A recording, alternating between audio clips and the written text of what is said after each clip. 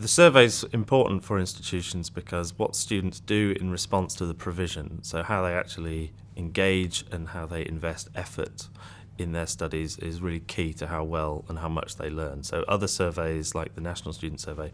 ask students how happy they are with what they've received, but that doesn't really get to the heart of the issue. What we need to be asking about is what students doing with what they've received, and that's what UKES does. So the institution can find out really what matters, which is what students are doing themselves. So, for instance, the National Student Survey asks students how happy they are with the feedback, how prompt it's been, whereas the UK Engagement Survey asks what they've done with the feedback, so how have they improved their work in response to the feedback. So that gets at what really matters, which is how students are responding to the teaching that they're being given. What the UKES offers, and this is very similar to what happened with NESE in the States, is it offers a completely different perspective on questions of quality.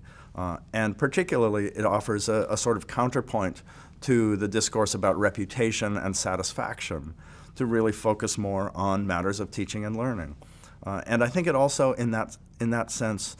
offers some real diagnostic potential, because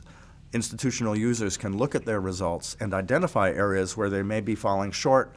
of their aspirations, and also areas where they actually are performing well, and something that they can celebrate both internally and externally. But the shift, I think, to focus on what matters to student learning is really, really important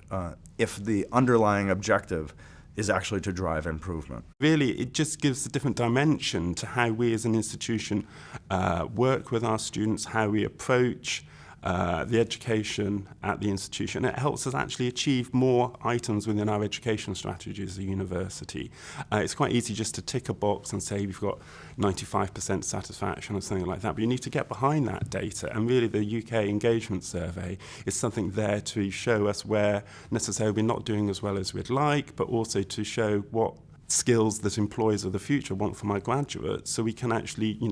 change that curriculum and work with students to improve those learning outcomes. For the institution to work, we really need to work with our student union, with our student cohort, and this gives us a great basis, the UK Engagement Survey, to have those discussions both at the institutional level, but more importantly at the programme level, between directors of studies and individual students, so they can actually look at the curriculum that they're learning, and to see in terms of those learning outcomes we want students to achieve, are they actually developing those skills to help them achieve those learning outcomes.